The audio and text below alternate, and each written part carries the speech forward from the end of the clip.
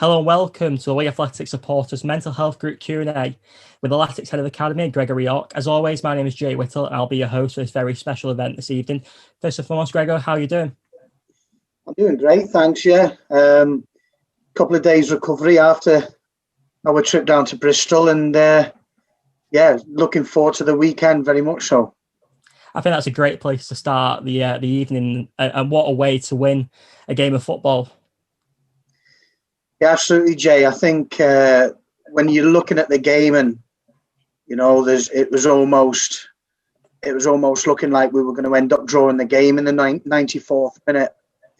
And everybody's got a mobile phone these days, and you hear that with all the efforts that we've been putting in, not only on Tuesday night but also the Saturday before, where we didn't get any points out of the performance against Lincoln, and on the back of poor performance against Hull City, you're thinking the draw's a good place to start, really, and try and build from that. But that would have seen us go bottom of the table, which just wouldn't have sort of been a fair reflection of the efforts that went in. And then, of course, Tello puts a lovely free kick in the box, and Scott Wooten's there to knock it in. And with it being the last kick of the game, it didn't really give Bristol Rovers much chance to recover. Absolutely, it's a perfect time to score. Last kick of the game, and obviously it sent all the fans wild watching over iFollow. And what were the celebrations like on the touchline and on the coach drive home? Well, on the touchline, as you saw, it was great. I mean, you just mentioned Ash there on the commentary, and I've heard a bit of it back, and you could hear the passion and the elation, really. And I found myself a little Bielsa box next to the dugout, and I was trying to keep myself nice and calm. And then as we scored, I get up and I think I'm almost on the pitch and realise it's not academy football anymore, and that you can't do that. And as I was trying to hold myself back, I could see Liam Richardson come past me, Peter Murphy, Frankie Bunn coming past me, all the subs. And I thought it was like a herd of elephants coming past. So it was great. I mean, the feeling of that moment there, with all what we've gone through, it just almost came out in one emotion. And we've been trying to get the new lads in particular, to bond really well with the lads who've been here and feel how much it means to us. And I was pleased for Scott as well, because I know how hard it was for him at half time when he gets the call off of his wife that he's going to have his second child, and his wife's gone into labour, and he has to leave us at 2-0 down, and it wasn't easy for him. So for him to put that goal in, I think he felt a great deal of reward there as well. So the way back was a little bit of a come down, because it's a long journey back. We're on 2 coaches these days because of the COVID rules. So there's not really a great deal of that bond in between staff and players on the coach journeys in particular. We were just shattered, really, if I'm being honest. So we were quite happy to just shut our eyes and just enjoy the moment. It was a fantastic moment, and in terms of you mentioned there how it's been more difficult in terms of bonding and integrating the new lads into the squad. Has it been a lot more difficult with the coronavirus pandemic and obviously the challenges that brings? Yeah, it has, Jay, because we brought in quite a number of new players. I mean, that was a challenge in itself, bringing in new players, because as everybody knows, when you're in administration, there are different rules for you than there are for the other clubs in the league, and restrictions on the amount of players, restrictions on the amount of money that you can pay the players, etc. So recruiting players has been mightily tough. And I think Liam, Gary Finley, who came in to help us, all the staff have done brilliantly in recruiting some fantastic players.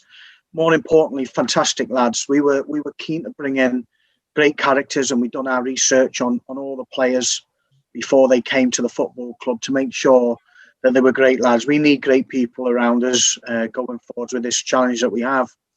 But then with the COVID restrictions, you can't eat together in the canteen. You're not allowed to be in changing rooms for too long. You can't go out and even take the lads for a bite to eat, to integrate them in and socialise. It's been really tough. So we've been speaking quite a lot, myself, Liam, and staff, about identity, creating an identity for the players. I think these Zooms are great. I know Callum and the guards were on one last night with supporters. I think that's vital for the new players as well coming in, just to get that connection with the supporters. You know, I think we're all on the same page. We know exactly what's expected of us. But from my perspective as well, it's trying to, you know, let the players that have come in know about our history, our identity, who we are, where we come from, the fabric of the club. You know, you go back to the Dave Whelan days and etc. And understanding how important it is to wear the Wigan Athletic shirt. So the players have been great with that, and it's been a slow process, but we're getting there.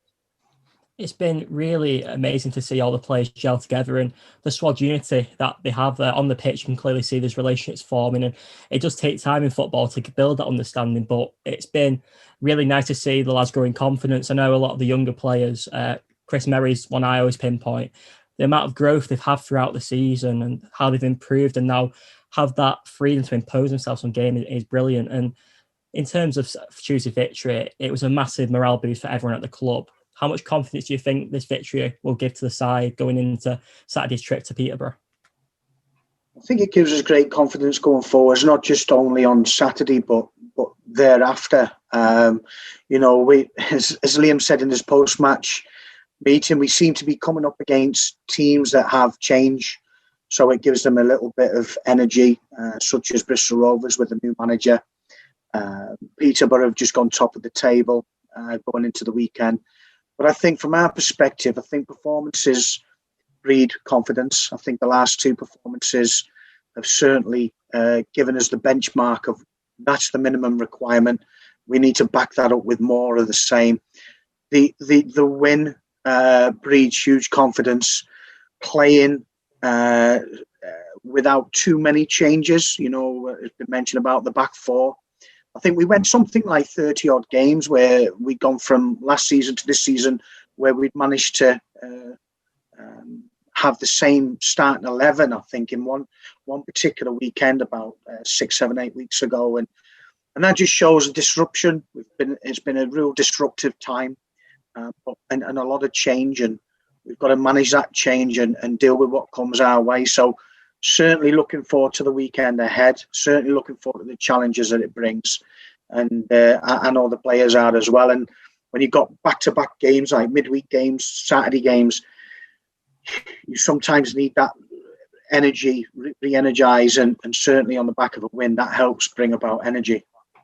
Absolutely. It was a massive win in regards to the confidence for the rest of the season. And obviously as well, Bristol Rovers are a team around similar place in the relegation zone too. So obviously a big point for that point of view. And in terms of, you mentioned there the challenges that you faced, and how have you found the last 8 months at Wigan Athletic with both the coronavirus pandemic and the administration providing real challenges to everyone at the club? Yeah, I think we're dealing with a crisis within a crisis, aren't we? And that's the best way really of summing it up. When we go back to nearly a year ago, I was in looking forward and enjoying an FA Youth Cup tie over at Manchester United at Old Trafford, and we brought 2,000 plus fans to watch that game. Tello Asgard came on as a substitute that day. Joe Gellart pulled his hamstring leading into it. Kyle Joseph played up front, and then soon after, only a couple of weeks after, we go into lockdown. That was a challenge in itself.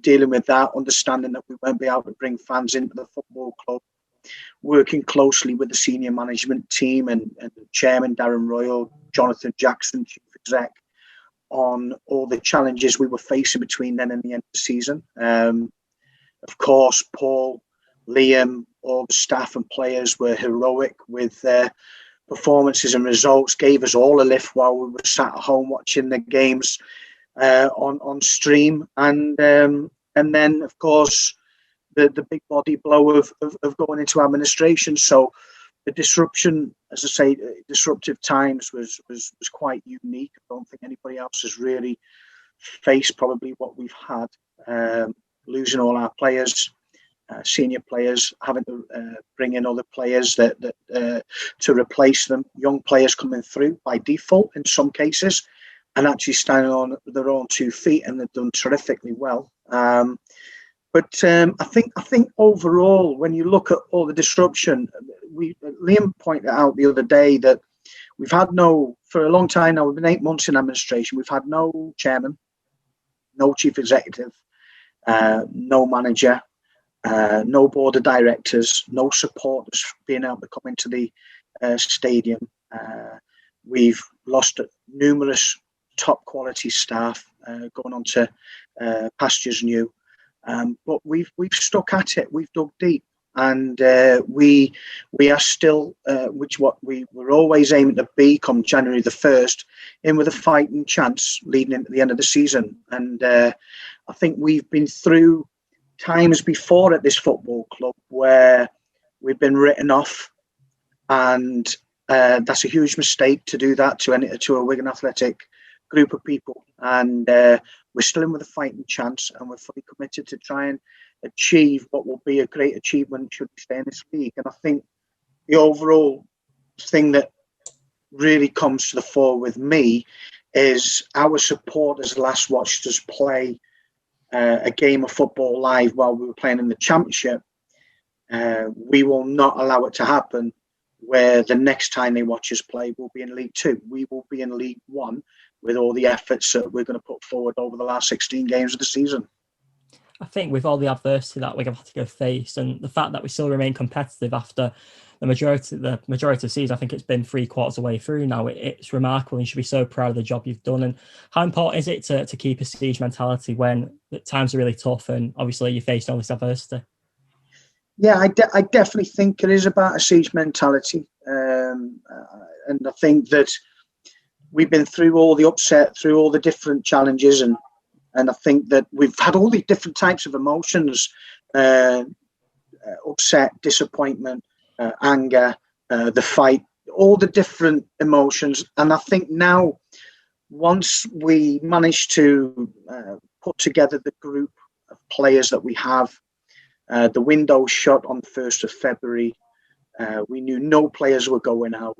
We knew that no players are likely to come in thereafter. And it's for the first time, really, over the past 6 weeks or so. Not even that, is it? It's 4 weeks that we've actually been able to find some sort of calm, some sort of stability. And I think there has to be huge plaudits and credibility goes to Liam and the way that he's approached every day at our football club. Because not only is seeing him after games, pre and post match, how positive he's been, he's shown immense leadership qualities in and around the training ground every day. Every time he talks to the players, I think he displays a calm leadership and a passion. And we're, as I say, we're all on the same page. And listening to the two lads last night, all the similar messages that have been talked about over the last few weeks are really coming to the fore. It's been absolutely remarkable. And in terms of the last 8 months, there's been such a transition of change from staff to players to management. How have you been coping personally, mentally during this really tough period? Yeah, I think the first lockdown, if we go back to last March, I think just that immediate change was quite difficult, although we had some fantastic weather, didn't we? So I think we were quite enjoying at times the back garden. You know, I won't name names in the academy staff. Some were drinking Pimm's in the back garden, but you know, and a glass of wine and a couple of beers, and you know, life slowed down a great deal, and I'm used to like a hectic week, a hectic day. The moment I go in, you know, you've got the full-time staff. The moment that you go home, having left the evening academy part-time program, it's quite a hectic day. So going from 100 mile an hour to almost 0 mile an hour was quite difficult to deal with. Wasn't used to it, but then, you know, I think again, coming out the other side of that for myself was about keeping myself busy, finding a purpose, having direction. Those are the sort of two big words I would say that are important to me is purpose and direction. So I found myself out of routine. So I kind of had me. I saw it on a Twitter account. Somebody put their 10 commitments. Well, they were called 10 commandments, and it's like up by a certain time was number 1, bed by a certain time was number 10, and had another 8 in between.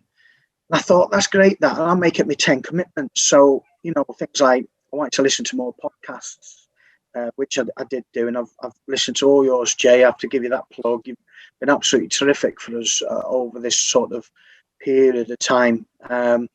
Reading a little bit more, exercising was a big thing for me. So I had these 10 commitments and ticking them off and felt like I was achieving something. There was a bit of a direction.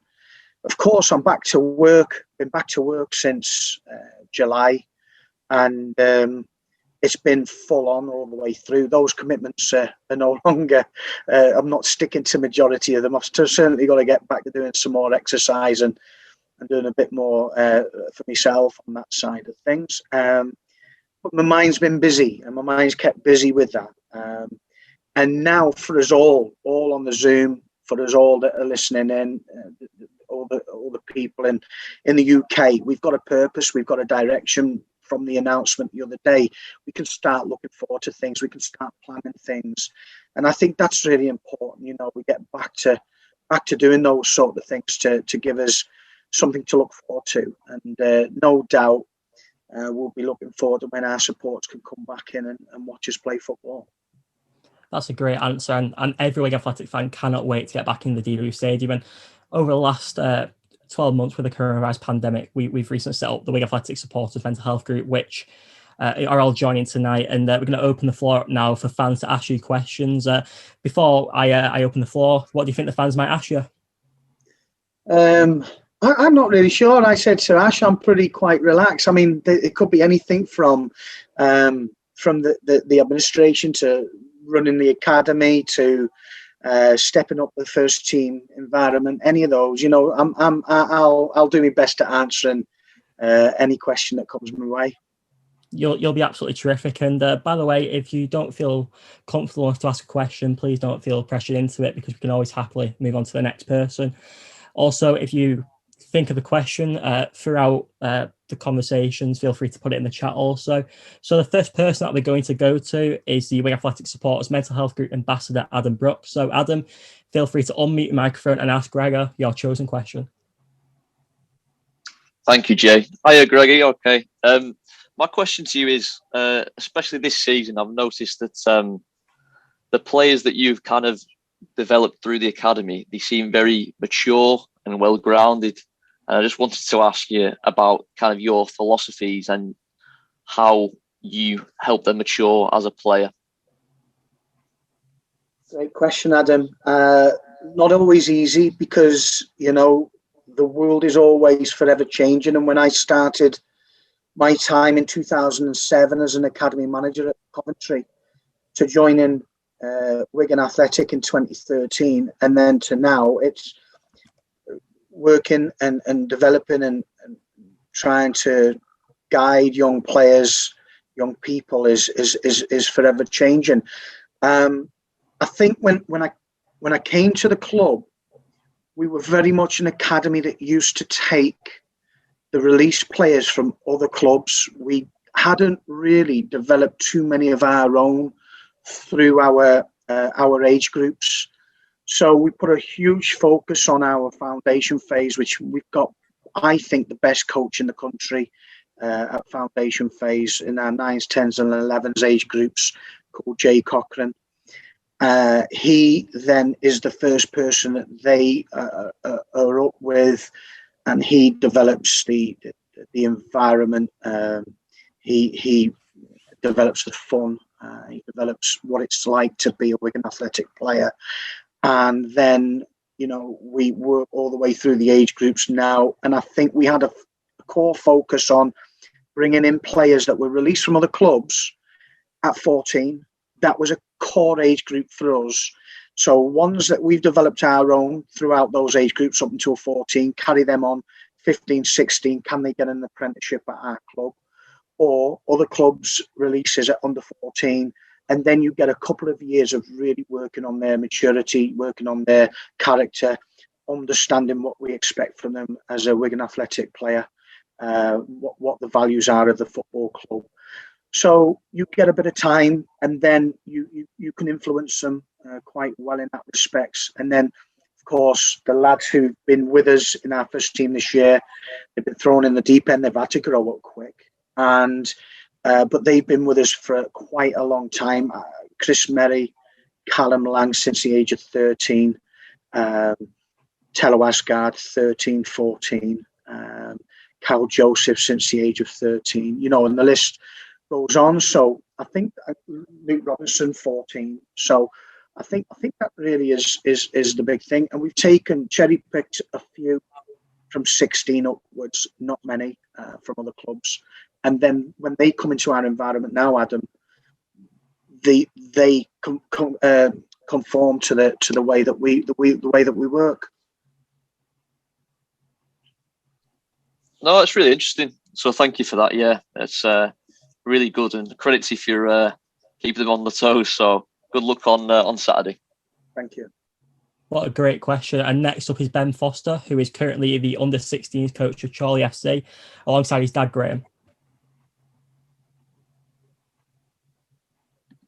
Hi, Greg. I hope you're well. Obviously, you started your coaching journey quite young, getting your A license at 23, 24-ish, managing abroad by the time you were 30. I was wondering if you could just kind of tell us a bit about your journey into coaching, your coaching process as a young man growing up, and what advice you'd give to somebody that's looking to kind of follow in those footsteps, so to speak. I was probably a little bit more fortunate, Ben. Thanks very much for the question. The most in the sense of my father, of course, was an established manager. By the time I was going into coaching, even when I became a professional footballer at the age of 17, 18, he asked me how long I expected to have a career in the game as a footballer. And I couldn't give him an answer. And if any of you watch me play, you probably couldn't give me an answer either. I wasn't that great, So, but I was desperate to stay in football. So we had a long conversation about what that looked like. We noticed that most people would finish their careers in their 30s and then go into coaching. Why wait until you're in your 30s before you go into coaching? Why not do it when you're young, when you have the time? So throughout I did my coaching badge as young as you mentioned, and then throughout my time as a player, when I was at Macclesfield, Shrewsbury, Hull City, I'd go into the Centre of Excellence, as it was at the time, to do a bit of additional coaching and get used to putting on sessions with young players, 11, 12, 13-year-olds. And it brought about that confidence in coaching for me, and a love for it as well, and seeing players who respond and improve. And I don't think there's any greater feeling than that when you see somebody respond and really improve from time to time. And so I was lucky I had the guidance on that side of it, and then carried on to do things. And I've always tried to do things before I go into them. So I went back to study. I'm a life learner. That's how I see myself. I'm always learning, and I've just finished a master's degree 12 months ago in sport and directorship. I think that these are the things that you've got to do. Take yourself out of your comfort zone, and that's what I say to any young coach, aspiring coach. Take yourself out of the comfort zone. Don't take no for an answer. Get as much experience as you can. And I've had a great mentor since I was about 19 years of age, who works at the football club as well, called Alex Gibson. And my dad put me in touch with Alex when he was working at the FA. Alex then went from the FA to work as the under-18s, head of coaching under-18s at Man City. And then I ended up working with him at Man City part-time as well. If somebody young can find a mentor, somebody who's prepared to really take them on a coaching journey, it helps. It helps open up doors as well. I appreciate that, Gregor. If you're looking for somebody to mentor, I'll put myself forwards for that, mate. I think my dad's got a question as well for you. Hi, Gregor. How are you doing? How you doing? I'm great. You? Yeah, not too bad. A question on the first team. Given the amount of players we've had turnover from last season's squad, those who are still around from last season, having seen their mates and fellow players move on to what some may see as pastures greener, has it been difficult to keep them motivated and focused on the task at hand for this season? I think by the way, you mentioned coaching at Chorley. I still haven't forgiven Chorley, by the way. I have to put that one down there early on for probably the biggest upset I've had this season. I'll let Jamie know you're not happy with him then. No, I think leading up to January, it was very difficult to manage, because, as I say, when you don't have a leadership above you, such as the board of directors, the chief, the chairman, when these guys are able to set the direction of the football club, and we haven't had that all season.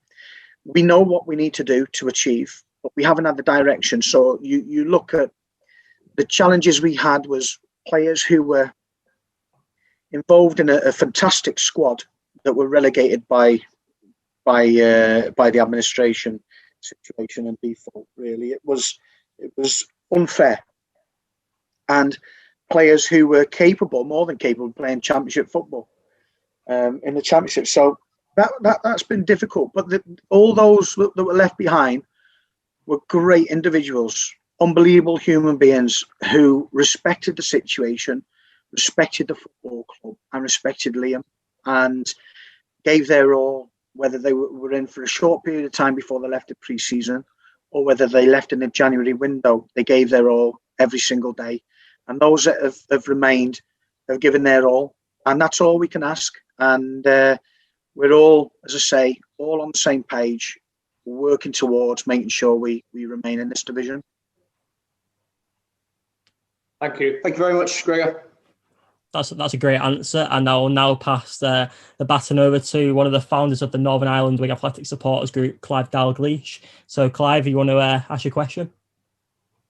Yeah, thanks very much, Gregor, for coming on tonight. And I just want to thank you for your service since 2013. Amazing job. Two little questions. The first one, just probably give me a yes, no. Your success at the club has been noticed by all the fans, but it's obviously been noticed by other football communities. Have you ever been approached by another club? At both clubs, when I was at Coventry and at Wigan, I have been approached by a couple of clubs, but I've really enjoyed my time here. And when I joined, and I have to bring him into the conversation, Jonathan Jackson, who was my boss, he brought me to the football club. And I think the absolute world of Jonathan. I think he was the best boss I ever had. When I spoke with him a few weeks before I joined the club, I met him at Junction 15. He was on the way to St George's Park for a conference, and I live in Nantwich, so we met at Junction 15 at a hotel, had a coffee and a discussion about the club. And we were only supposed to have sort of 45 minutes before he went to the conference, and we spent 2 hours chatting football, chatting Wigan Athletic, his history, his upbringing with the football club, what it meant to him. And I just asked him about working with good people. He said, "You'll be working with the best people." And he was a brilliant recruiter of people. And I asked him about people leaving, etc., even back then. And he said, a lot of people have opportunities to leave, but they enjoy it so much at Wigan Athletic, they tend to stay. And they were his exact words, and I never forget them. And he was right. Excellent. Thank you for that. And second question is, have you got any appetite to go into management? Because you managed a club abroad. Yeah, I did when I was younger. When I finished playing, I thought that was my pathway, and I thought that was what my next step would be. You know, probably also following my father's footsteps, having watched him from a very young age. You know, intrinsically, subconsciously, I should say, picking up all sorts of different leadership styles, ways of working. But I can honestly say, absolutely not. I've certainly. People are saying, "Has this season not changed your mind?" No, it's cemented me mindset that first team management is for definitely not for me. It's for somebody of a different type. I think it's been a hugely well-rounded experience for me. I think we know what we've had to do. I think from my personal perspective, I'm somebody who's been at 2 football clubs over 15 years. And if you want to go into football management, you're not going to get that time.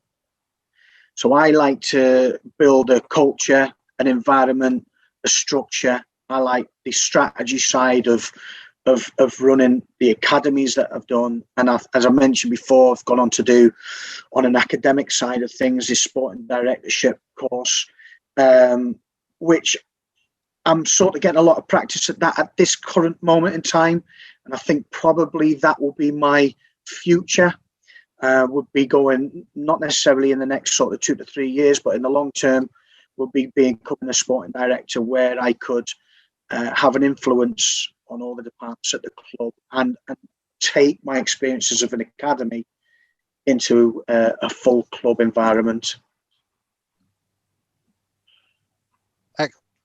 Excellent, Gregor. Thank you very much for your time, and I wish you every success. You're welcome. Just to follow on from that, the lows are too low when you get beat. As I mentioned, Chorley, what a bad day. And, you know, we've had some tough results, and you take them so to heart. And the highs probably just aren't quite big enough for me to go down that route. But no, it's still a great experience. Excellent. Thank you.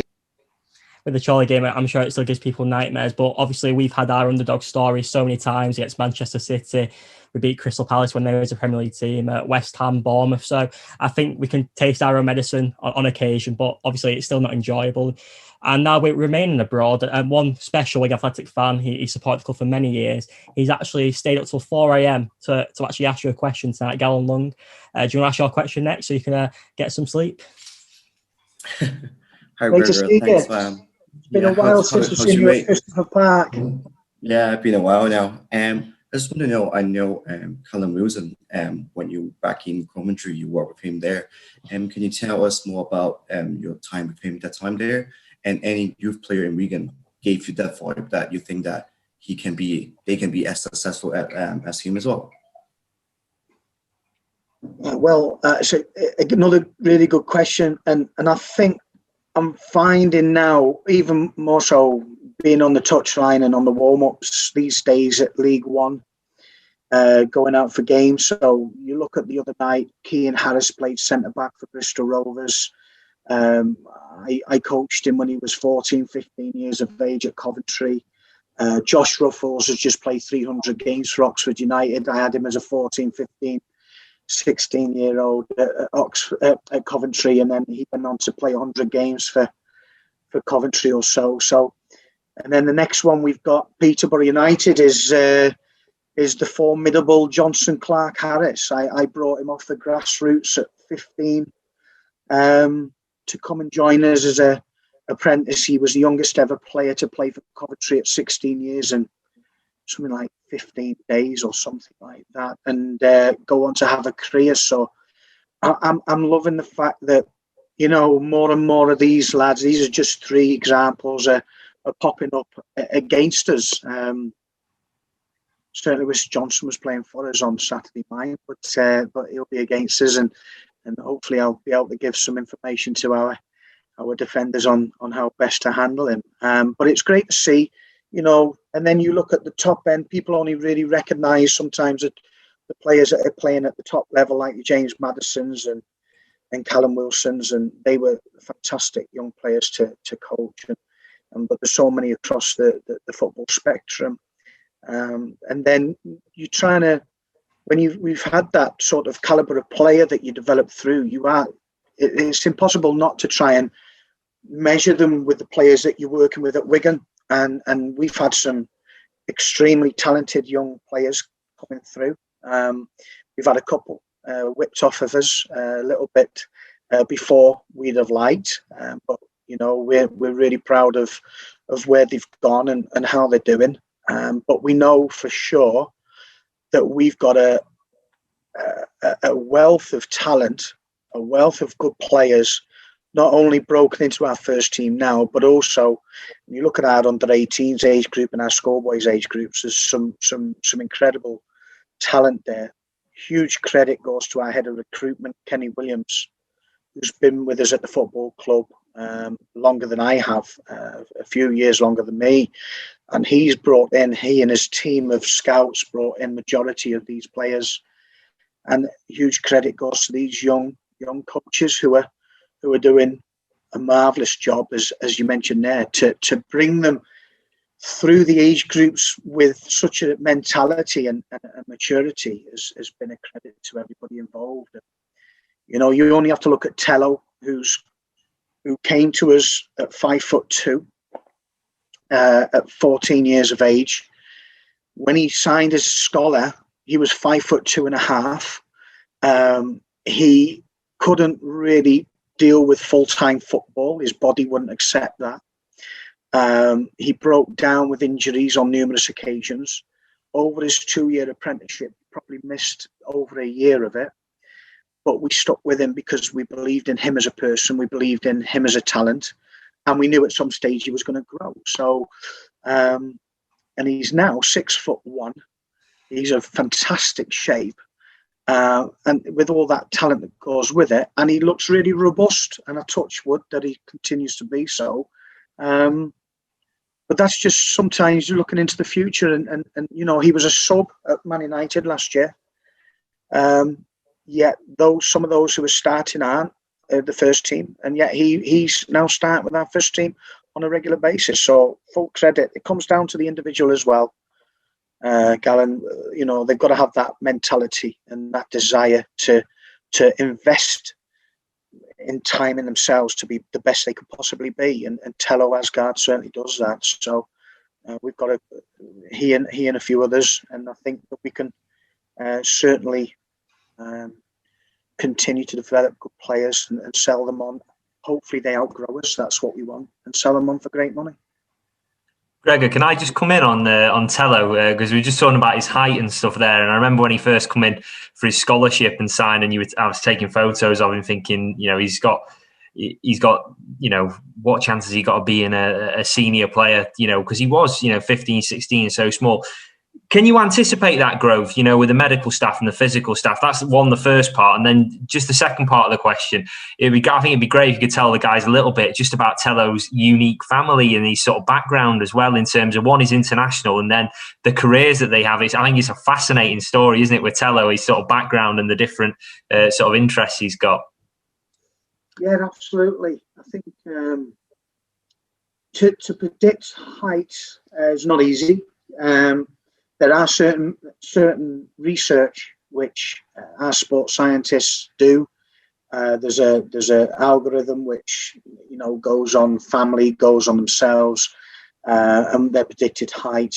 I think he's gone a little bit higher than what we expected, actually. So, but when you've got a talented player, and I relay Tello is a little bit like James Maddison's upbringing. James Maddison was the same, really underdeveloped, physically quite small, but an incredible talent and could affect the game.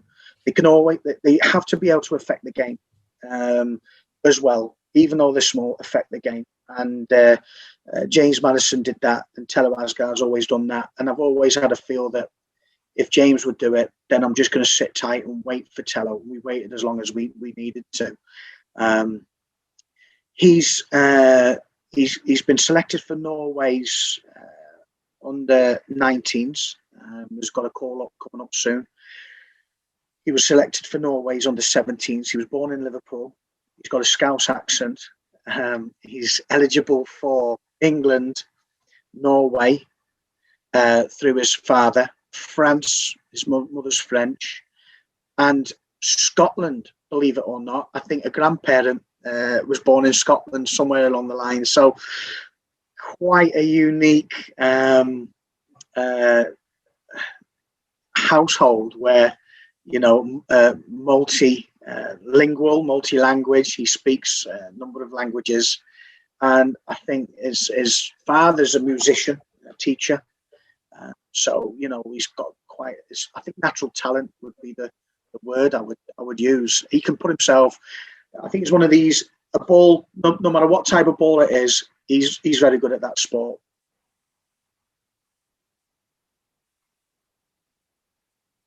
What a fantastic story. And obviously Tello, I remember seeing a photo just last year, and I think a fan tweeted it online to see the growth over the last 12 months. And Tello's been a real standout player. I love watching him because he's got that X factor. And I believe he could be a massive player for Wigan Athletic and for the future of the football club. And thank you, obviously, for the great question as well to Gallon about Callum Wilson. And obviously, we linked to his teammate, James Maddison, too. So then for the next person who we'd like to ask a question is Tony Toppin. And Tony Toppin is someone who contributes to the Wigan Athletic official programme with his travels in Retroland, and it's always a great read. And Tony, have you got a question for Gregor?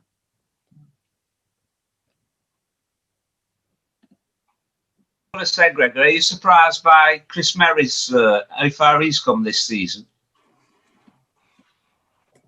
Yes, I think we'd always hope that Chris would find a way of breaking through. Again, he was another one in his apprenticeship years. He picked up a number of injuries, and we just believed in Chris. We had a good year group that year. Callum Lang, Chris Merry, Sam Stubbs was another good player in that year group. Luke Burgess, who's at Salford now, in that year group. We had a really good group. Just missed out on beating Man City in the Youth Cup that year. Never forget Tom Powell's header from 5 yards out from a wide free kick in the 90 plus 4th minute, straight to the keeper's hands, and they beat us in extra time. But Chris is, I think, Tony, Chris epitomises everything that the staff try and portray to players about the way they look after themselves, the way that you lead, the way that you carry yourself, the way that you perform, the way that you give effort, the way that you do your gym, the way that you train. Chris Merry epitomises all of that and more, and he leads by example. He's quite a quiet, shy character off the field, but a huge competitor on the field. And whilst we were in the Championship, the big decision last year was whether we were going to give him another year or not. And we had huge discussions around Chris. And we knew that as he was getting towards being sort of 22 years of age, coming up 23 years of age, he's got to go and play first team football. So the idea was to give Chris another year, try and loan him out to give him that platform to then see if he could bridge that gap to our first team, or give him the opportunity to go and play elsewhere. And we talked to Chris about that plan, and he's come into the first team. He's been unbelievable, and we were only talking about him today. Liam said, "We didn't have to miss Chris Merry," and from my perspective, that's like probably the greatest compliment you could get from somebody working at senior level is when the head coach is saying, we miss one of your lads, you know, and it's lovely to hear. He's been incredible. We're hoping that his hamstring tear isn't quite as bad as first thought. We hope we get him back out on the field a bit sooner than anticipated, but he's going to be out for a few weeks, and we will miss him because he gets his role, he gets it. He's a great learner, absorbs information, Tony, and he transfers that onto the field. Yeah, and he loves playing for Wigan Athletic. Oh, God. Thanks, Gregor. Thank you. Chris Mary's been outstanding this season, as has all the young players that have made the debuts and obviously grown so much throughout the course of the season. I'm quite wary of time, so if people can send their questions in through the chat option of the Zoom, we can get through more questions. And next up, one final fan question, and she's someone who's always known for the power of positivity on social media. She's known by a lot of Wigan Athletic fans, Deb C. Deb, do you want to fire with your question? And like I said, please feel free to type in your question for Gregor. He's been excellent so far tonight. Hiya, Jay. Hiya, Gregor. Thanks for the invite. My question, Gregor, is you and Liam are doing a fantastic job, and obviously we don't want to get rid of Liam, but we don't know what the future holds. But I just want to ask, if you could choose any manager to manage Wigan Athletic for you to work with, who would it be? And what would make them a good Wigan Athletic manager? So it's a really tough question, Deb. I think certainly with the climate we're in now, I don't think we've got anybody better. I think Liam has managed the situation for what he's seen and gone through, seen the project really disappear from the Championship last year to League One with so many players that he and Paul brought to the club. I think his leadership, as I mentioned before, and his mentality has been second to none. And I agree. I just think that to find somebody who could have done it better, I would think would be a really difficult thing to do, because he understands a club and knows a club. So supporting Liam with the other academy staff that are doing so has been a pleasure, and been really proud to do so. The manager that I would love to work with the most, that's a tough one. That's a real tough one. You can choose a previous manager if you wish. No, well, it definitely wouldn't be my dad. He's too tough on me. So I played under my dad when I was at Millwall as a kid, and so it wouldn't be him. I tell you, this isn't going to go down well, Debs. You're gonna really. This is not going to go down well with the Wigan fans. That's what you're saying. So when I was at Coventry, well, my dad was manager of Middlesbrough in 1986 to 1990, and his captain was Tony Mowbray. Tony Mowbray. I was 12, 13 years of age at that time, and he was my hero. He was one of my boyhood heroes. I was in the changing room every week. I was handing the match ball before he ran out on the field. He carries himself unbelievably well. He's an incredible human being. He's an incredible person.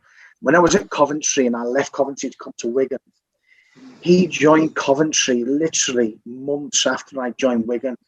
And at that time, I was gutted that I never worked under him. But I found Wigan Athletic, so I can't grumble. So I probably missed out on working with my boyhood hero by only a matter of months. So that's probably as close to the answer I can get you, Debs. So if his name comes up in the future, we can guarantee that you said it'll be okay for us. Yeah? Tony Mowbray's a great guy. He's a great guy. I think it'll be exciting times going forwards. We're looking forward to what it brings us, and we'll get used to change again, and hope for the better that we're all heading in the same direction, and that goes with the territory. So but in the meantime, we're just fully committed to doing what we've got to do. Of course. Thank you very much, and good luck for the rest of the season. Thank you. Thank you. Thanks a lot. What a great answer. And the next question is from Nathan Pugh, and he asked, are you surprised with how quickly the younger players adapted to first team football? Yeah, in a way I am. I think that they've carried themselves brilliantly, because if I'm being realistic, with some of our young players, our plan 12 months ago was to put them on professional contracts and try and get them some senior football at a level. And I don't think with no appearances next to their name, it would have been nigh on impossible to get the majority of these lads out to League One. We'd have probably been looking in the non-league circles to get the first senior football, whereas it's fast-tracked them.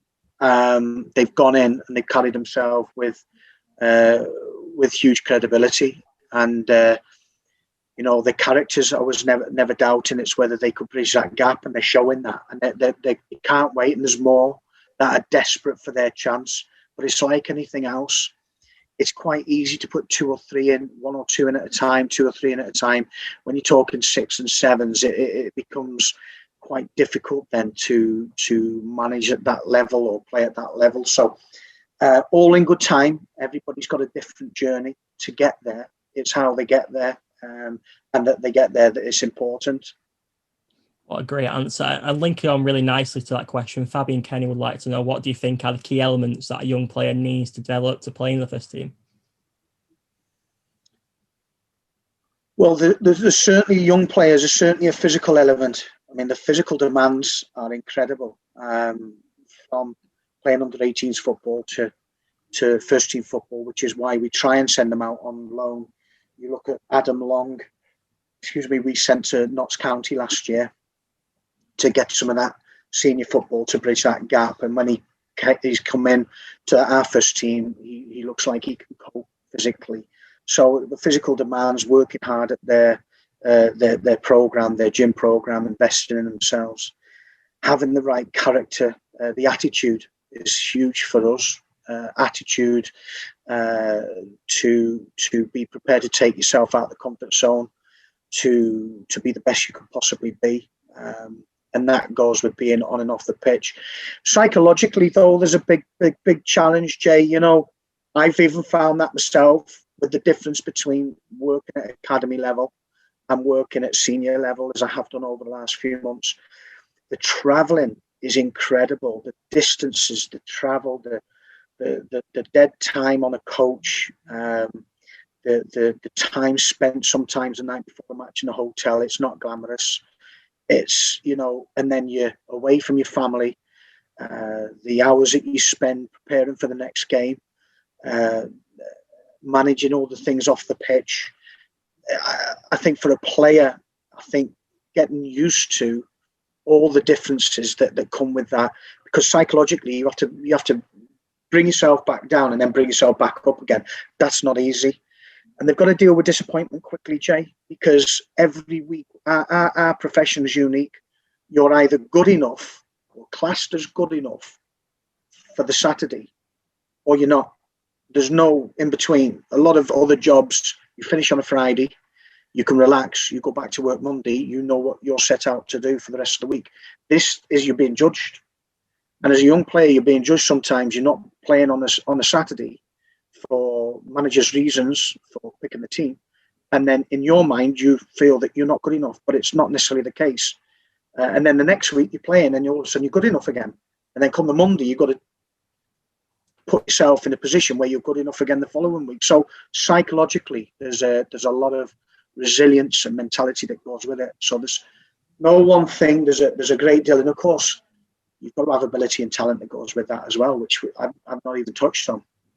That's a great answer. And Sam Remington would like to know, you touched upon it briefly then, what's it been like to step up from coaching the academy to the first team and being involved with that? Yeah, I mean, that side of it's been probably the biggest challenge for me, is a lot of the travelling, and it's I mentioned before that the results are just they either bring you up here or bring you down there, whereas academy football, we set out our teams to perform well, and if they win, great. And if they don't, so what? Who remembers how we played against whoever 3 years ago? Nobody remembers that. It's about that player that comes through. So we're more dictated on performances rather than results, whereas this is certainly a results game, and we want the performances to back that up. So that's been huge, and it's been really challenging and tough. And then the time away from family. I've got a 15-month-old little boy. We had him last November, and then we went into lockdown, so I spent quite a few months with him. when he was 4, 5, 6 months, and then since then, not a great deal. So fortunately, my wife, we've been together for over 20 years, so she kind of understands it. But I kind of forgot all about how that much travelling from being a player to now. So, yeah.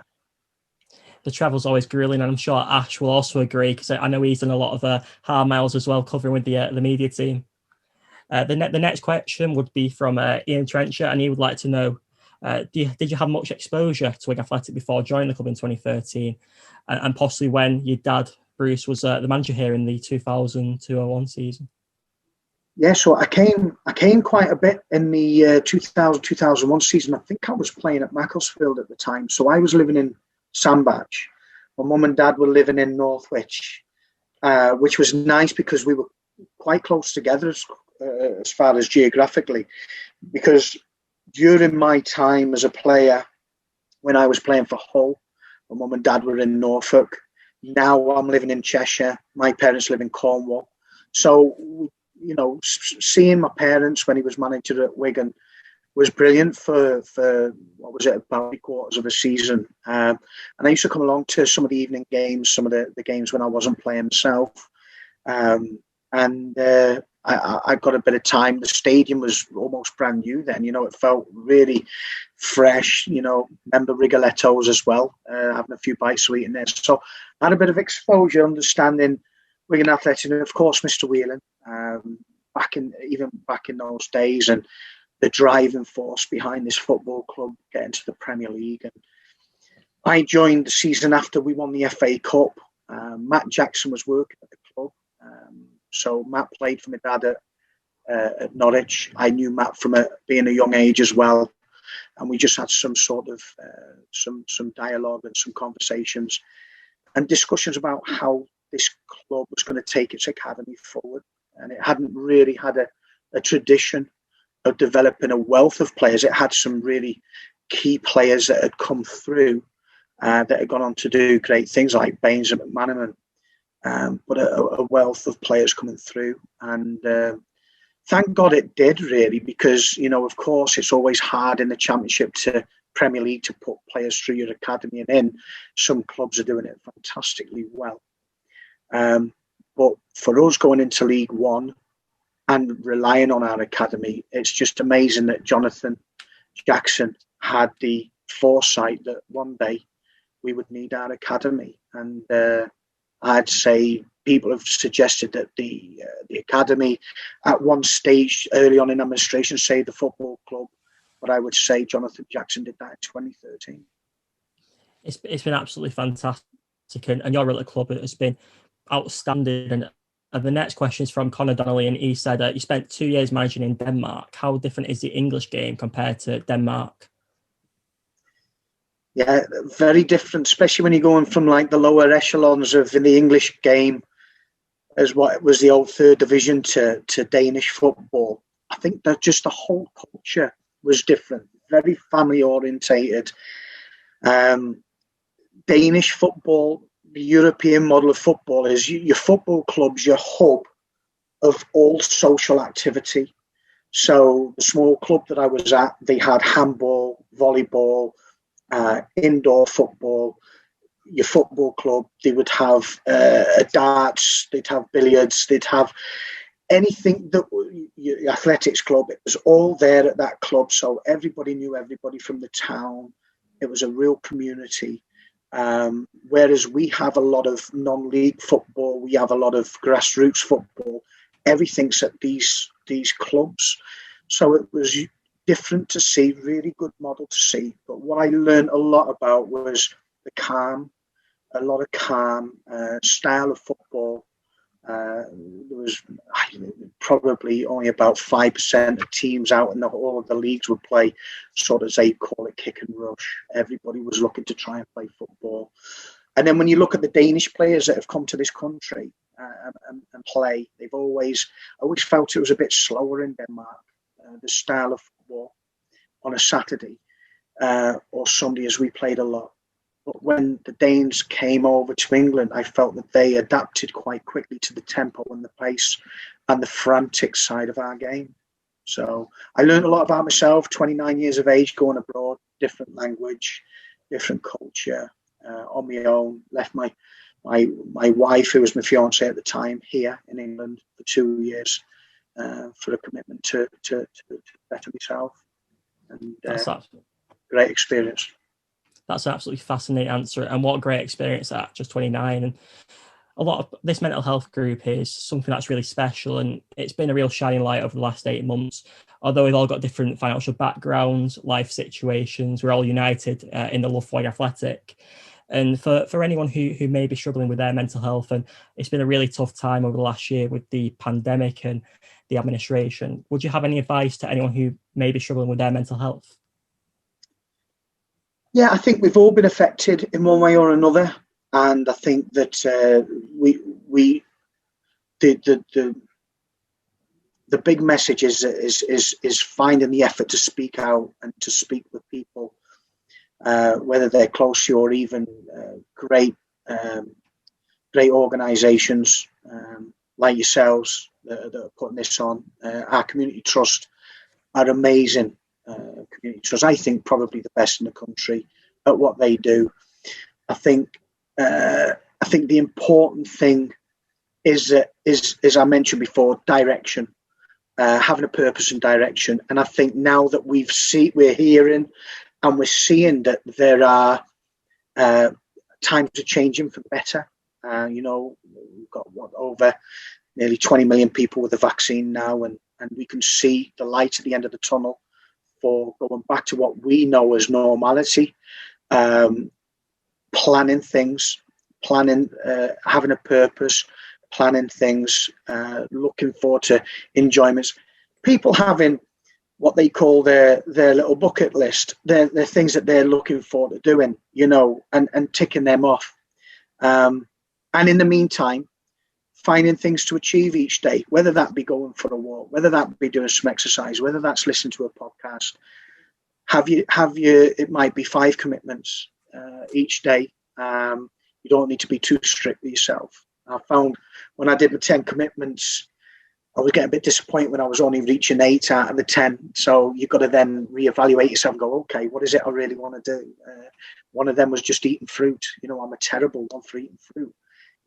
I eat some fruit. It was a tick in the box for us. So finding things to achieve, as simple as that, and feel good about yourself, because we've been through a great deal, and you should be proud. Everybody should be proud about getting to this stage and looking forward to now going on to the next stage. And hopefully, my aim for everybody that's a Wigan Athletic fan is that we can continue to try and put smiles on people's faces at whatever time it is after a game, whether it be 5 o'clock or 9 o'clock. These days they change the times of kickoffs every day. So I was going to say 4:45, but no, our job is to try and keep putting smiles on people's faces and keep believing in people's faith.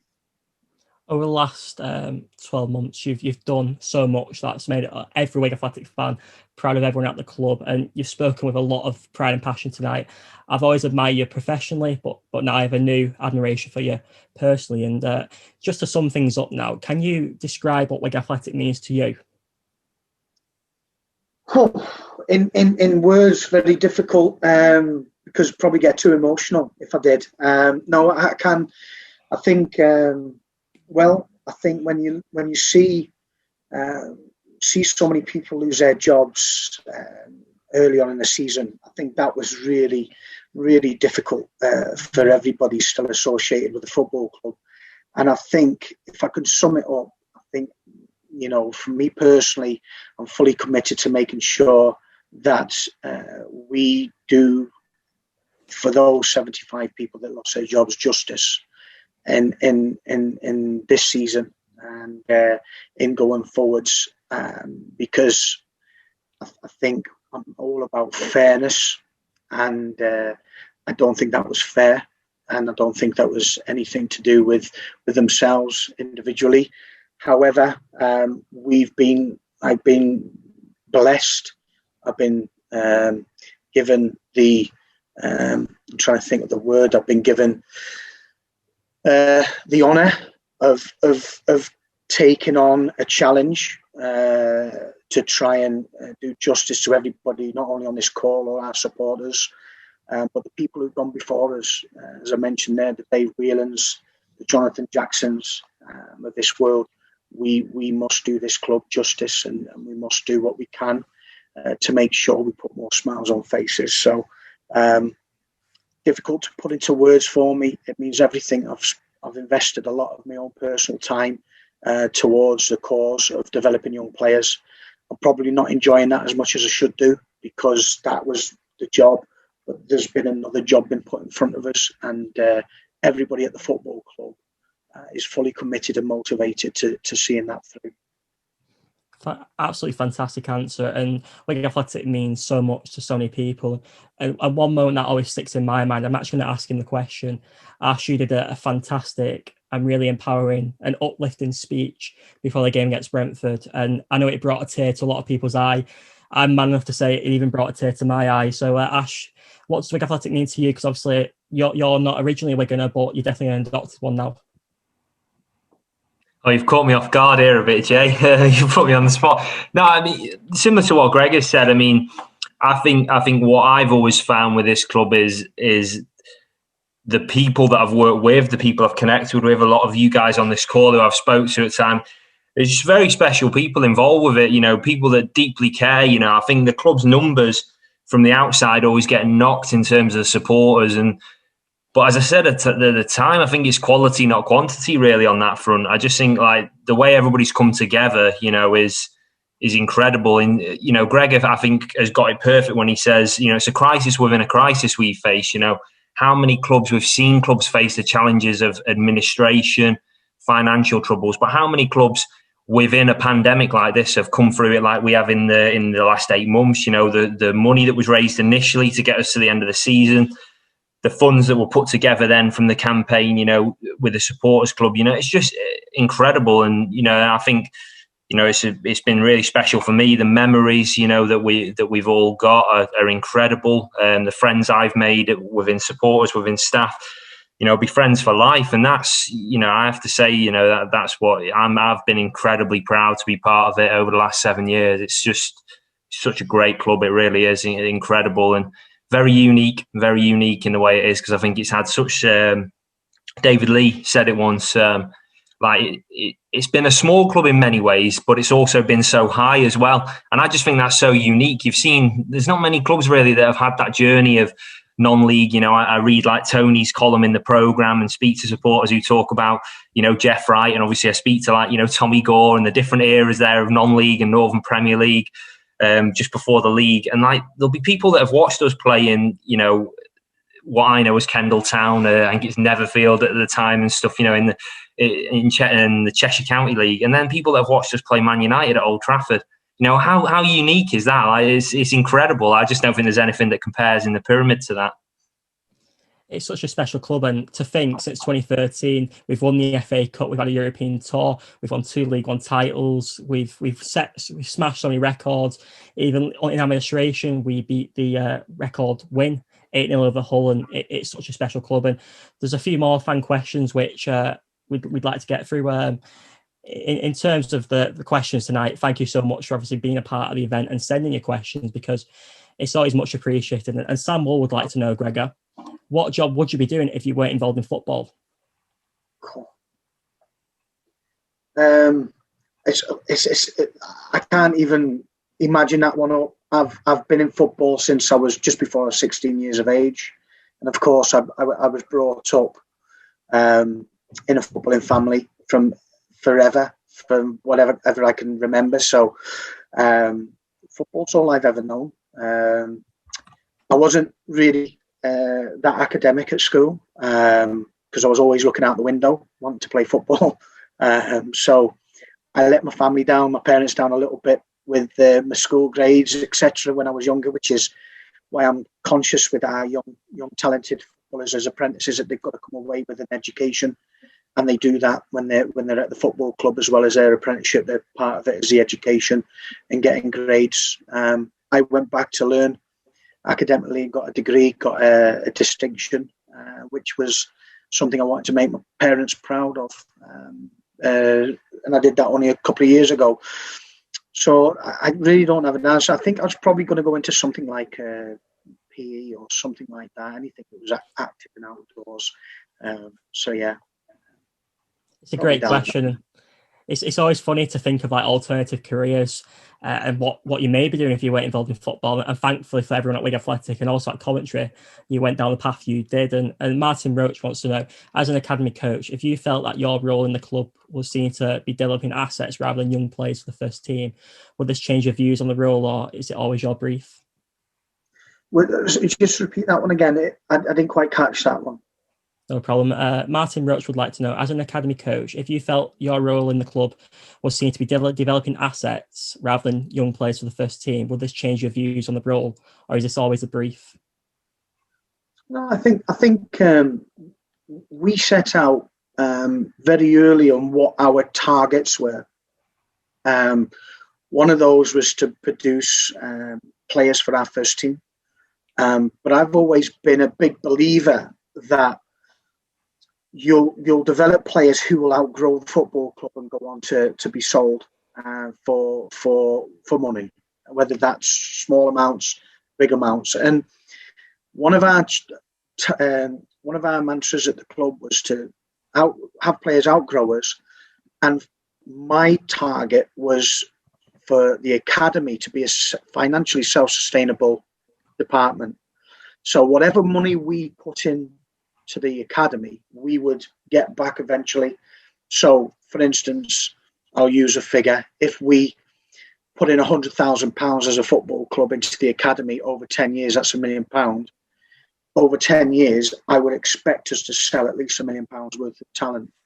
That's part and parcel of the business, as well as developing young talented footballers to play in our first team.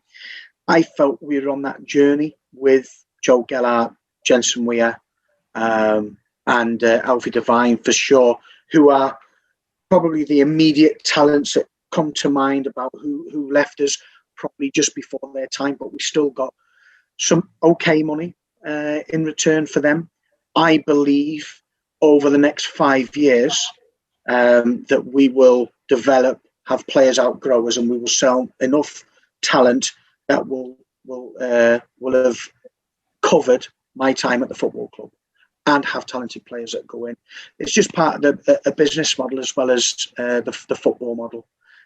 So yeah, it goes hand in hand. That's a great insight into the philosophy behind that, because obviously as football fans, you might not necessarily hear about this or see what happens. And I'm going to ask one fan if he'd like to ask a question, because I know he'll be itching to ask you something. Michael Bentley, if you'd like to ask a question to Gregor, I know you're a long-term Latics fan and someone who's always been really supportive of the Wigan Athletic Supporters Mental Health Group. Yeah, thanks. Hi, Gregor. Thanks for your insights and introductions.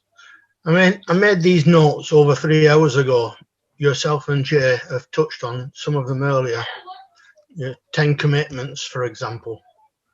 Anyway, here goes what I wrote. In my opinion, awareness of mental ill health is not only beneficial for people at the start of their football careers, but also can be helped when these youngsters clock off and go home to their families. Mums, dads, uncles, aunties, brothers and sisters, and fellow supporters, some of whom might be suffering, especially during this lockdown pandemic and the long-running administration of this football club. Remembering the sad death of Welsh football manager Gary Speed, then ex-Latics keeper Chris Kirtland, and many more sportsmen and women when their playing days were over or near over, etc. And they admitted to struggling with mental health issues.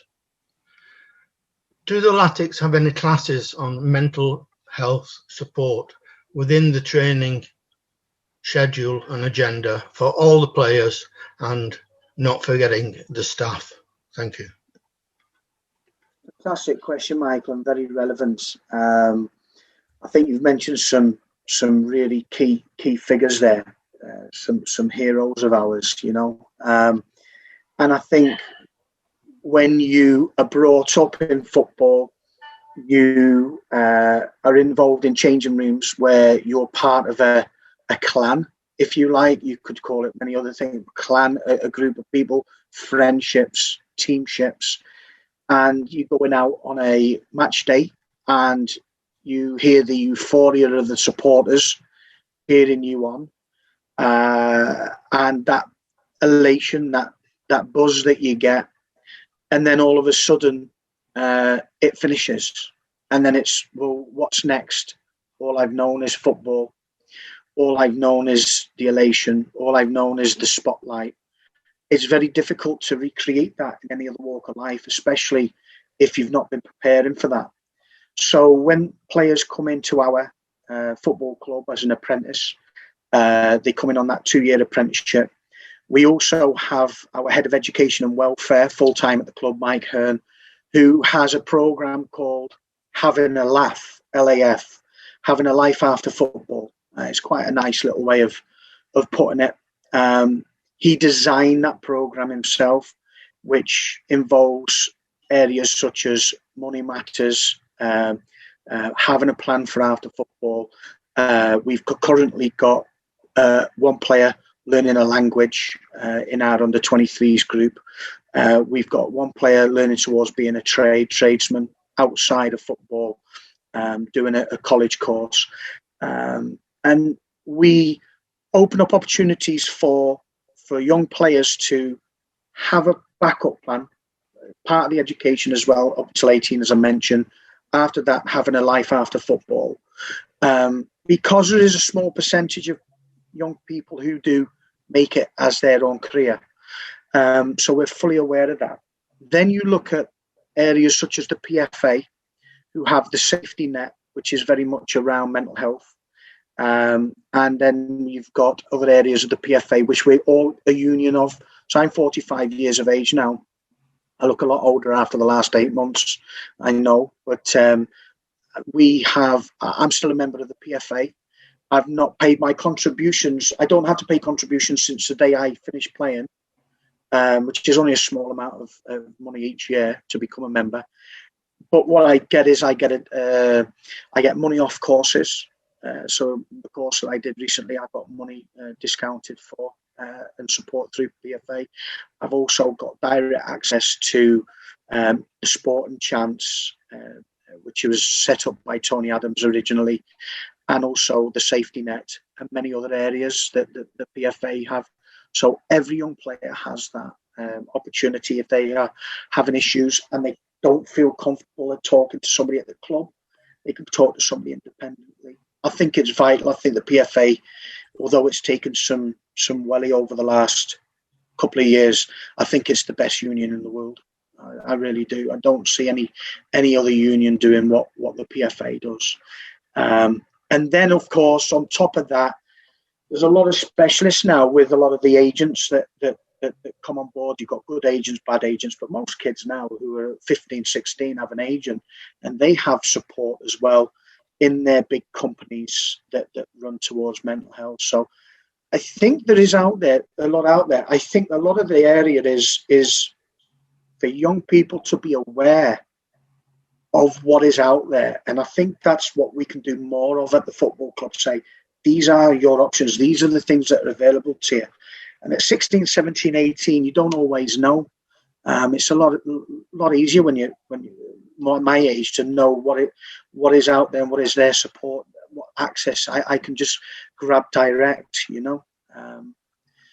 And then, of course, the other side of it is I'm looking at speaking with Tom Flower when we return to see if there's something we can together. Himself and Ash and Tom have had some good conversations about putting something together. But it's at the very early stages of that, which I'm hoping would come to fruition. Thank you very much for that, Gregor. Thank you very much. Cheers. That was a really fantastic insight into the mental health support offered by Wigan Athletic. And I want to bring in another fan now. He's a very close friend of mine, and he's someone that always does a lot for so many different people. Paul Roach, have you got a question you'd like to ask Gregor? He's still here? He might have gone, but we can go to his brother, Martin Roach.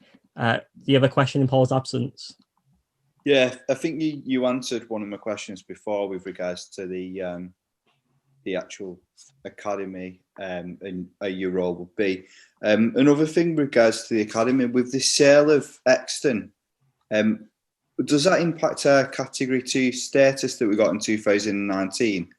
And as this academy status changes, does that affect your role? And what can you do extra things based on the academy status?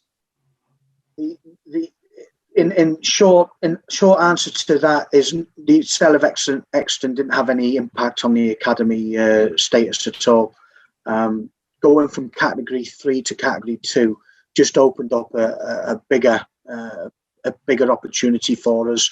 I think I've always looked at it this way: if you're trying to produce Premier League players, then you need to be performing week in, week out on your match days against other Premier clubs trying to do the same thing. So other Premier League clubs and other Premier League players.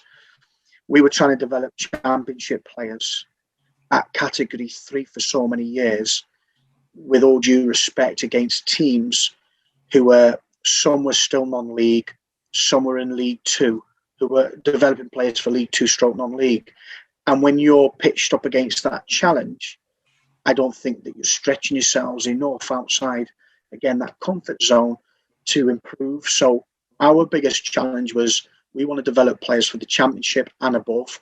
We need to make sure that we're performing at that level. To get into that games program, we had to be Category 2. To do that, we had to do so many things to suffice in all of it. And I was delighted that we did. We got great support, and we had superb access to a stadium way as well, which was the indoor, which was a mandatory requirement. Cheers for that. Another great answer. Another fan who'd like to ask a question is Rosemary, and she asked, do you miss the fans being in attendance? Because obviously I can't help but think when that 95th minute went in, although it was absolute joy and it was a moment where we'll never forget, I just can't help but think how crazy would that away end been at Bristol. I totally agree. I think there's nothing like it. It is now become a little bit mundane, especially when you're going into the stadium and there's nobody there. And it's always nice to drive into the stadium, a few supporters milling around, and as you're warming up, more supporters coming in, and just that whole atmosphere. And it went through my mind as well, Jay. You know, the other night you're thinking, wow. And Ash mentioned it as well. What would it have been like to some of the lads with they interviewed afterwards with, 300-400 fans behind the goal and even more? It would have just been unbelievable to share that experience. And I think that's what we're all looking forward to going forwards, because there is nothing quite like it. A win, a goal. But I also, for our young lads, they've made their debuts and they've played a season almost, and they haven't actually experienced that next step, which is playing in front of fans. So as much as I'm surprised in a way of how some of them have dealt with playing first-team football, we still haven't seen how they cope with that when the supporters come back in, and I'm sure they'll embrace it and really look forward to it. So, and in the position we're in, it's like having a 12th man, isn't it? Absolutely. And do you think, in a way, the absence of fans, although it's been a massive negative in terms of you want the fans roaring you on, but do you think in a way it's helped the players settle down a little bit more? Yeah, it most likely has done for one or two, but I still think the stimuli, because we got some really good players at the club, recruited in January. We've got players that have played, in the Championship, League One, really good levels. And I think that they probably need that stimulus.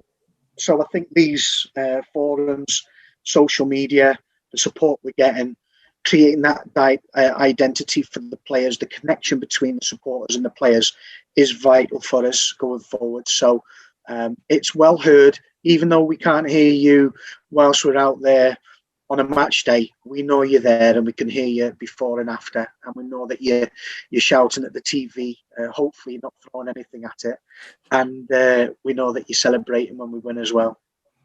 Absolutely, and it's the power of social media as well, because the fans can still feel connected in a way, and through fantastic events like this too. And I really appreciate your time. And I'm going to ask as well, Will Patterson, have you got a question you'd like to ask? Yeah, thanks, Jay. Thanks for coming and doing this, Gregor.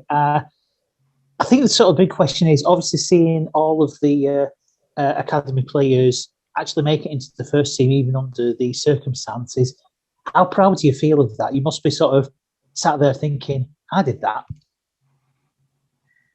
Yeah, more we. I've got an unbelievable team, Will, behind me. Thank you. Yeah, it's I'm extremely proud.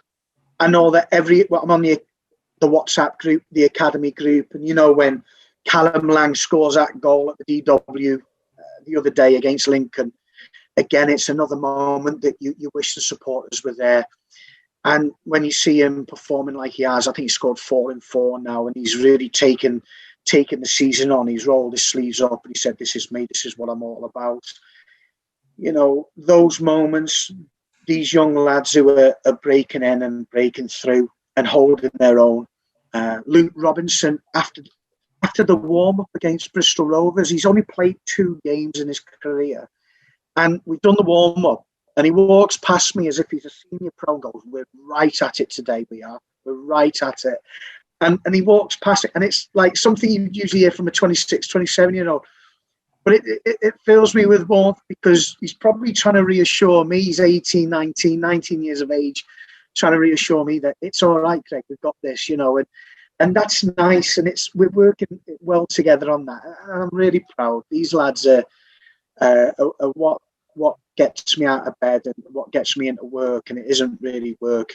Hull City was a terrible day for us all. We again, them emotions of being beat 5-0, and then the following day I go to watch our under-23s play against Hull City's under-23s at York City's old ground, and I think it was the last game that's ever going to be played there. Our under-23s were unbelievable that day. We got 6 under-18s playing in it, and from going from really deflated the day before, after the game, I thanked the players for motivating me for the following day, and that's really where these young lads are at. They continue to put a smile on our faces. So, and Will, it means so much to them. These lads have come through for so many years. There's no identity problem there. They know exactly why they're doing what they're doing.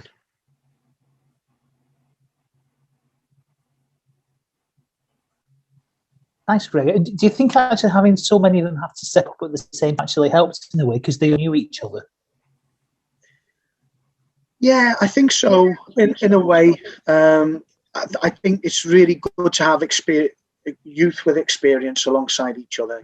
Certainly, I think you learn so much. But they've stood on their own 2 feet. When Alex Perry and Chris Merry have played in the midfield, they know each other's game. So that's given us a comfort. And then as well with players, certain strengths. But when Chris Merry talks about our football club and Callum Lang, you see him talking with his feet on the football pitch. You know how much it means to him.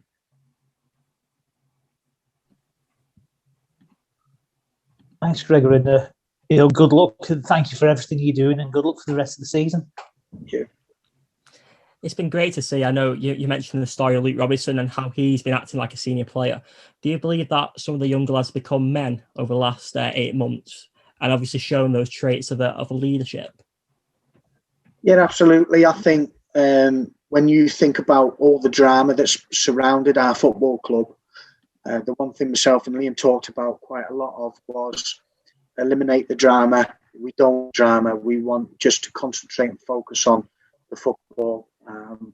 So when you see the young lads performing like they have done, and I'd say also with the new influx of players since January, I think they've really taken what the club means to us, and I think we're growing day by day. Not just these young lads maturing. I think the whole group, myself included, the academy staff that are supporting the first team at the moment, Frankie Bunn. From the under-23s. We brought Peter Murphy into it from the under-18s as well. Aaron Cameron, the goalkeeper coach. So it was important we brought in another one into the group when we brought Peter Murphy in, because Now with 5 subs, you've got so many changes in a game that it's important that somebody was just designated to set play. So little things like that, we're all growing, we're all learning. Another change to our season was the rule change. So how did we deal with that? So when a sub comes on for the opposition, you'll see Peter Murphy now in the 6-yard box with Liam directing which player's got to pick him up at set pieces and such, because it's a full job in itself, that, and with so much going on in the game, for one person just take the whole lot on is quite a lot. So we're all growing at the same time. What a great answer. And you mentioned briefly answers there, obviously everything that's happening off the field. How do you protect the players and help them concentrate on just on-field matters? I think Liam's done that great. We're all on the same page. We've all got the same direction. And what we've come to terms with is, what's the worst that can happen? So we're going into a game against Peterborough on Saturday, top of the table. What's the worst that can happen? We've probably had worse already this season. So with that in mind, I think it takes a lot of the pressure off these young lads, takes the pressure off the players. And all we ask for from each other, and all the players ask for each other, is hard work, effort, and trying to put a smile on your faces. What a great philosophy. And I can safely say, over the last 8 months, you put a smile on so many fans' faces, and to give up your time tonight is much appreciated. And the one final question I always like to ask, what would be your message to Wigan Athletic supporters on the call and obviously watching this for the rest of the season? Well, I think, as I mentioned before, we'll certainly be giving our full commitment and motivation towards remaining in this division. Our sole focus is to make sure that the next time our supporters come and watch us play live, that we're playing in League One. And we'll do our utmost to make that happen. And along the way, if we can put a few more smiles on faces, a few smiles on my own face as well on a Saturday coming home, would be fantastic. Because the differences of winning and losing, we know when we hurt, we know that you're hurting even more. So it's about making ourselves feel good about ourselves and look forward to that future, because it's not far away. And before we know it, we'll be bouncing at the DW. I can't express that sentiment enough. I cannot wait to be along with the fellow fans and be on that atmosphere on that first game back at the Euro Stadium. It's something we've all longed since last March. I imagine that the 0-0, quite uneventful draw against Luton Town, was the last time we saw Wigan play live. And I'm sure it's only a matter of time now, with the progress the government is making, to get that next step. And I'd like to really thank you for your time tonight, and obviously Wigan Athletic as well for setting it up. It's been fantastic. And just to emphasise too, mental health affects 1 in 4 people in the United Kingdom, and in the Wigan Athletic Supporters Club mental health group, you could speak to anyone whenever you like without the fear of being judged. You can contact us via Twitter at Was Mental Health, WhatsApp or Facebook, and I feel like it's a very special community. It's very respectful, and there's so many great mental health organisations away from us too. The Mind Charity do so much great work. The Latics Community Trust do excellent work, and the Samaritans, and a bit closer to home as well, Empathy Northwest. They're a non-profit organisation based in Wigan that offer really good intervention to couples, individuals, with counselling that tailor to your specific needs. And it means so much to us and so much to myself and everyone in this call that you've given up your Thursday evening to speak to everyone. And the same goes for Ash as well, because you're one of the unsung heroes at the football club, and you deserve a lot of credit to. And I know you're quite a very unassuming guy in terms of, you don't really like too much praise and attention, but I just think you deserve a bit of a shout out as well, because you've been great for me and obviously for all the fans too. So before obviously the evening ends, does anything else have anything they'd like to add? I'd just like to come in this. I was just going to come in and just say, well done to yourself, Jay, with everything you've done throughout the past few months. It's been, as Gregor mentioned earlier, it's been outstanding. The coverage you've provided to supporters via the interviews and the initiative that you've shown has been excellent. I know a lot of staff have watched the interviews and stuff along the way, and the group itself as well that you've set up is obviously a great place for many supporters to come together and talk in what's been a really challenging time. So well done to you. Continue doing what you're doing. you're doing a lot of supporters proud as well in what you're doing. So well done to you and everyone. Just keep supporting, keep smiling like you are. Hopefully we'll have a few more nights like Bristol, as Gregor mentioned. I certainly hope for a few more that I can commentate on like that, because they're the easy ones. When you lose 5-0 to Hull at home, it's not quite the same. It's a bit difficult. But when you get 95th minute winners and you can just scream down the microphone, it's just easy work, that. Absolutely, it's a moment you'll never forget, and it's a commentator's dream, a 95th minute winner, especially when it's for your side. And just before I go as well, would any fans like to add anything before we leave?